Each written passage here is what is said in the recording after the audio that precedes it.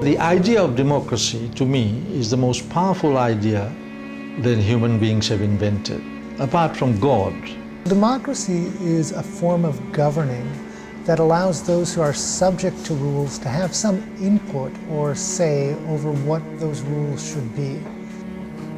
My understanding of democracy in a Fijian village is that everybody accepts that the chief is born. People talk about democracy, they use this blanket term as though having elections every 3 years or 5 years actually constitutes democracy. It does not.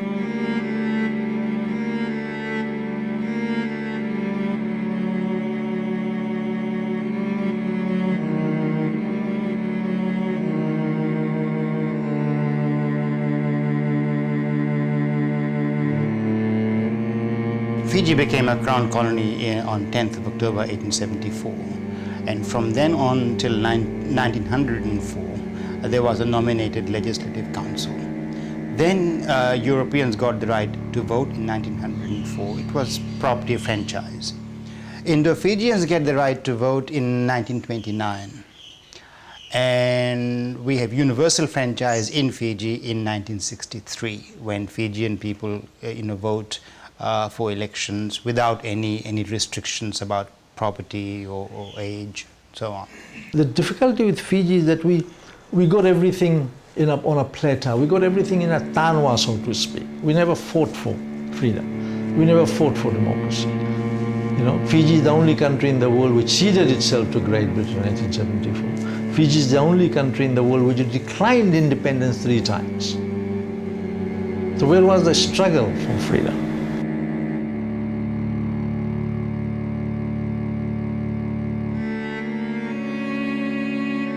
Throughout our history, our electoral system has been racially based. Until 1967, you had each race voting, for its own member for the Legislative Council. A kind of complete electoral apartheid. In 1970, we have a new constitution which is a mixture of racial voting as well as mixed voting. Parallel to this kind of democratic process, there was a whole other system that was operating, which other people, maybe Westerners, might have called undemocratic, which was perhaps the traditional chiefly system, a different kind of decision-making structure that operated not according to the ballot boxes, but it did not necessarily mean that there was no representation in that parallel system. Then we have 1990 Constitution, which completely reverts to the electoral apartheid of the colonial era. You have 71-member House in which 37 Fijians are elected from completely Fijian roles and 27, I think, from Indo-Fijian roles and so on. Now, then you come to 1997 Constitution, which is a marked departure from the past patterns, in some respects. Our electoral system was supposed to bring us together, but there was the fear that we might remain divided on racial grounds. And so the multi-party government idea was precisely to bring them together, you might say force them together, and then to consider each other's point of view. What the 1997 Constitution failed to realize was that the diverse interests are not based on ethnicity. In fact, if anything, we were forced to think ethnically because of the way the Constitution organized our voting. I think one thing is very important in Fiji, that despite the coups we have had in the last 20 years, our people come in hordes to vote for elections. That shows that democracy in one form has taken root here. It's compulsory, so there is that aspect, so you may not be too sure that they would come if they were free not to, but on the whole I think people realise its importance. So from that point of view I think we're in pretty good ground that the people will come out and vote. Democratic governance for my means is that the government, the people which these people pick, that's what I say is a democratic government. Just like people vote for this, those who enter parliaments and so forth. So that's a democratic government in terms, that's what I think. I think the world has been moving towards democracy over the last 100 or so years, certainly since the French Revolution. I think people have begun to realize that, any other form of government is simply unrepresentative or even unworkable. There are two sets of principles that are associated with democracy, one for government and one for the population. For the government, the principle is what sociologist Charles Tilly calls protective consultation. Two parts of that.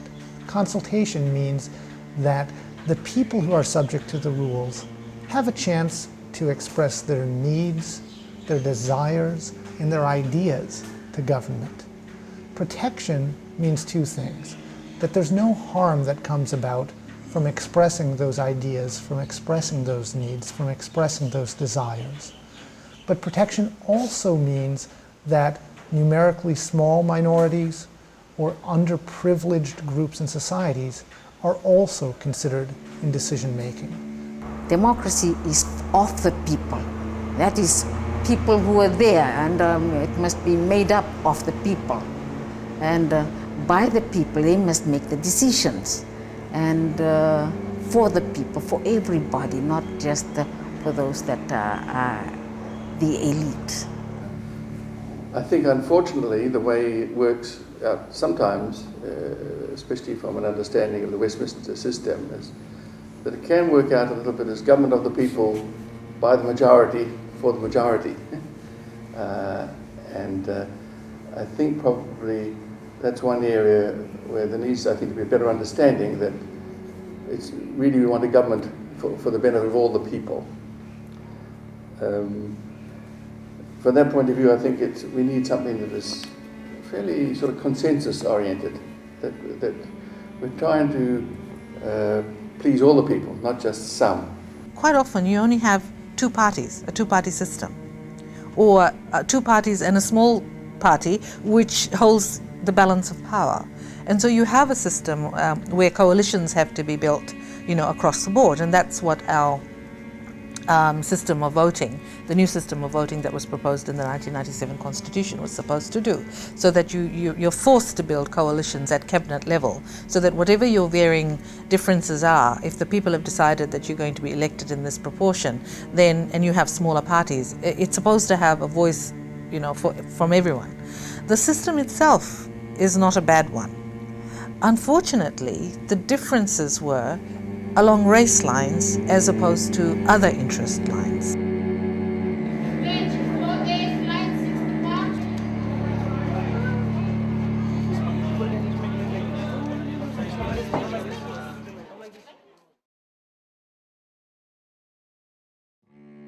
There was a sense of democracy even in places like India, much older than even Greek civilization. The idea of dharma, the idea of panchayat raj, these were beginnings of democracy on a small scale. What democracy did not give, and I think the defining feature about democracy is, you can get freedom in many places, even under benign dictatorship. You can get it in a benevolent monarchy. What you don't get, which is unique to democracy, is the capacity of ordinary people to throw a person or a government in power out of power by the ballot box. Core to democracy is the principle of voting, is the principle of elections. But how much power does that one vote have? So does everybody within that democracy, does that vote count equally? And for me, I think in Fiji, this is the issue, is we have to move more and more toward what is the power of my vote? Democracy is a foreign word. It's something that is not embraced immediately by our culture. It's a foreign word. It's as they say, a foreign flower. We discuss democracy with discretion, mindful. I think in a younger generation, with a younger group, you're able to freely express your views if you're amongst the seniors or the elders, there is some restriction. The only thing, as I said, which to me, which people regard as being the foreign flower, is the election process. The election process is a new thing altogether, and people just don't see that as the usual way of doing things. This country has demonstrated 3 times when we've had coups that we have not been happy with the outcome of a democratic election. Some people have said that democracy is a foreign flower, unsuited to the Fijian soil. But the question is, what are the alternatives? What are the alternatives? I think the principle in a democracy is that people decide who they would like to govern them. People's will, freely and fairly exercised, is supreme. There's so many ways of obtaining consent from the people. Democracy, in the way that we see it, which is like going to the ballot boxes every 5 years, is just one way. Small societies get consensus in another way. You can see the decision making that goes on in our own villages. Yeah? How is the Turanganikoro or how is the chief making the decisions for the group that affects them? And you will find that our traditional societies actually are democratic at their root. In other words, village decisions are made with village meetings, in village meetings. That leader then takes the decision that has been reached in his village about certain things to the next level, which might be your Tikina Council or your Provincial Council. Then that goes from there to another level, and eventually it goes to the Council of Chiefs. You know, that is the way that decisions are made, and that is where consultations, that's how consultations take place. Now, who is to tell us that that's not democratic, or that there isn't consensus, or somebody is just making authoritarian decisions on behalf of everybody else without consulting the people? Consultation is there. Usually in the village when there is a meeting, the chief is always very careful about any discussion that takes place in the village. He'll always make sure that all the heads of Matangalis are there, because of another thing is he worries about his credibility. If he allows people to, if people just think that the chief can make his own decision, fine. But it can't go on forever. There will come a day when there's going to be the people who say, look, we're not coming. And what can the chief do in that situation? So the chief is always careful about what he does. But for me, Fijian chiefly system is too hierarchical. It denies the rights of the common man to have his say. But then people will argue that you have sub-chiefs and you have spokesman who will then take up what you want. But as a woman, I think in a chiefly system, we're denied, we're supposed to be seen and not heard. So it might be the best way to govern Fijians at a certain time. But there is a need to bring in a democratic process into the chiefly system. And I think it will evolve, and it's evolving right now. In the Polynesian culture, the women play a very important role and are very known historically for their leadership skills and still exist. In the household and in the community, it's the women that make the decisions and organize the excellent organizing skills. But unfortunately, when it comes to the political side, outside of the community level, there is a change. The women take the back seat, and simply because of our culture.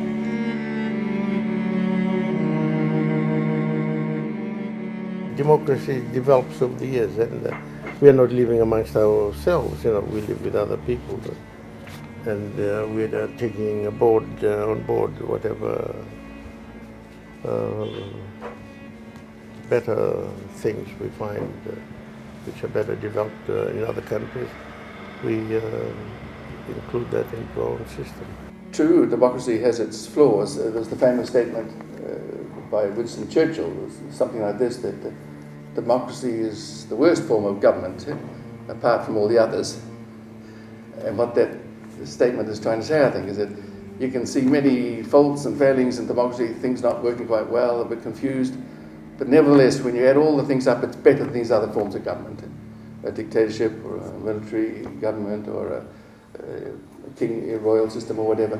Democratic societies tend to do a better job of responding to the needs of the populace because there's both the input of the people who are governed, but also that concern of and protection for the rights of minorities and those with less power in society. I think a government that's representative of the people's views, people that looks after its own people. A government that's fair to everybody, everybody's equal as far as the thing. I mean, you don't have to take a certain people's view as being important than the others. Everybody's equal. And that's, to me, it's a real democracy, yeah. Democracy brings you at equal with everybody. Your vote is the same as the vote of the highest paramount chief in Fiji. But then again, the person who has executive authority of this country is not even elected. Is nominated through another process, which we need to scrutinize. Maybe that's a process that's also democratic. We blanketly talk about democracy as though it is the best thing around, but actually it has its roots in a particular economic, social framework. And through colonialism, it expanded to other areas of the world, including Fiji. And therefore, we need to be very critical about how we, first of all, accept democracy, what kind of democracy we want, the parameters of the kind of democracy we have, and whether or not it in fact gels with the kind of society we have anyway. The Fijian systems don't elect their leaders. As I said, they are all born into families. They're sons of leaders of Evusa and Matangali. They remain as such until they die. Election is a new thing, and it brings about discordance in any society. So that's why it's probably looked at by some people as, it's something that's different and it's going to bring about chaos. But the democratic system has been living with the Fijian society, but it's a traditional way of embracing that democratic process.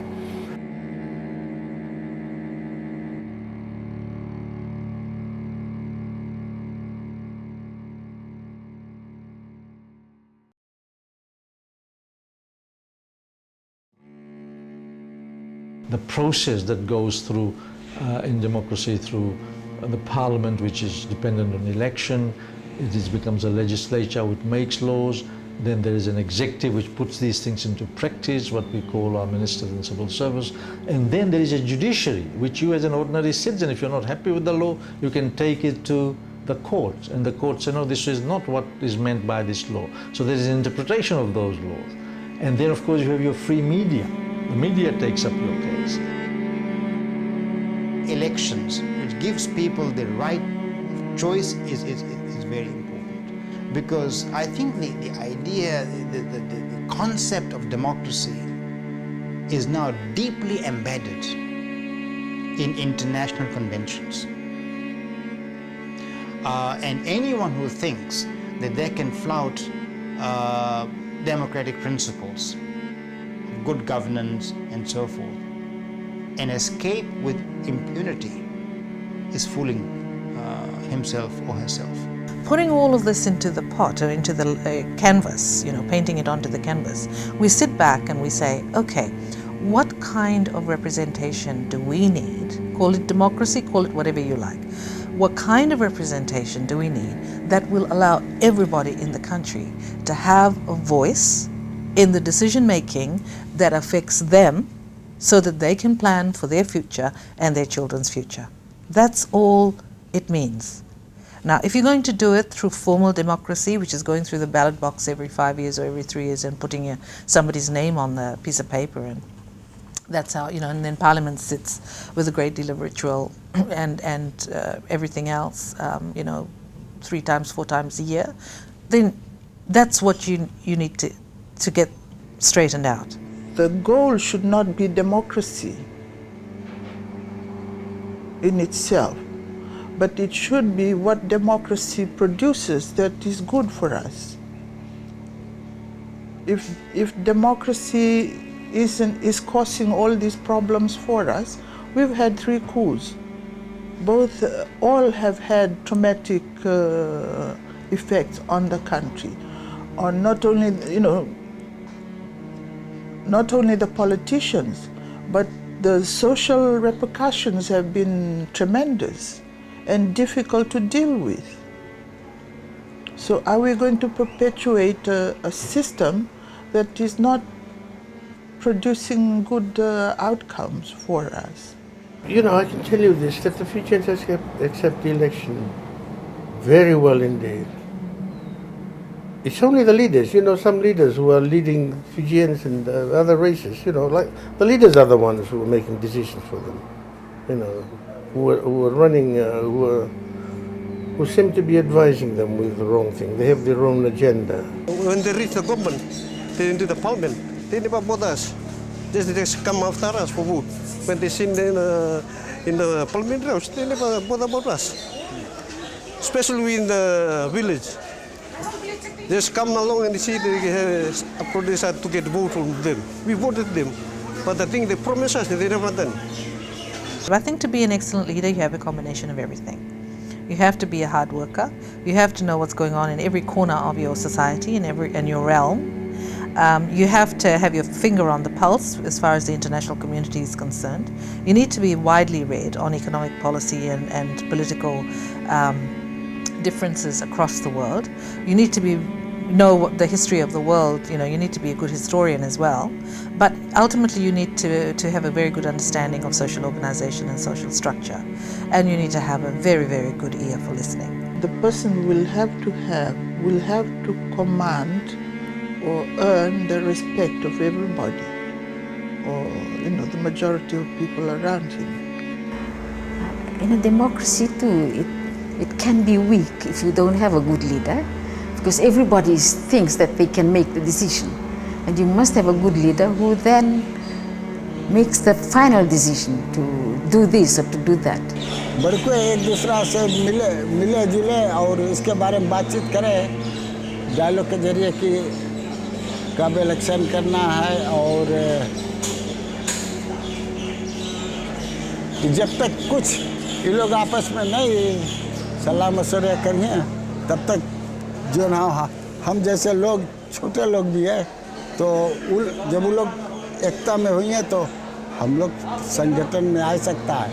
Vilita kena vilita kibenaka kena vilita kini velomani sautu meron minda bulangalala kena lewiti. Mata kena non rambula ir nangono murmai mera kakuni leva na vilomani mera dua bata daka bata wakambimbi mera bakaliuta tikna kanu non rambula. A person who represents you in Parliament ought to have some understanding of your basic needs and hopes and aspirations. But at the same time, we expect these people, to shape the future of the country. And therefore, I think it is important to send people to Parliament who not only understand the constituency level issues, but who also have the ability and the training to be able to shape policies that will decide the destiny of the country. If you want to be an autocratic leader, you make the decision and everybody follow, then, sooner or later somebody's going to replace you with another one. or if you're going to have concentrate on one kind of community to the expense of another community, same thing. Sooner or later you're going to be overthrown or overtaken. And it's no use making excuses afterwards that you thought you were doing the right thing. It's foregone conclusion, it's done, move on to the next question, you know. So I think that any leader worth their salt really has to exhibit those qualities of leadership that are international, national, domestic, as well as community-based, all simultaneously. And that means juggling, it means lateral thinking, and you know, it requires a certain kind of individual. But really, what we badly need is good leadership and good people who understand that they're working for the people. It's not just good governance that is important in Fiji. It is our belief in good politics, good men and women who are our politicians. Because if you lose faith in politics, it's like saying I've lost faith in God, but I want my temples, my mosques, churches to be built bigger and bigger, but I have no faith in God. That'll be hollow. So I think people's belief in politics is very important, that this is the honorable adventure. We ourselves need to think about what does it mean to me, and how does my idea of democracy impact on everybody else who's living here. And for me, I think that's a really big call for us at the moment is deepen your own understanding of democracy. 2, work with others, maybe even others that are very different to you, and try and do it in lots of different spaces.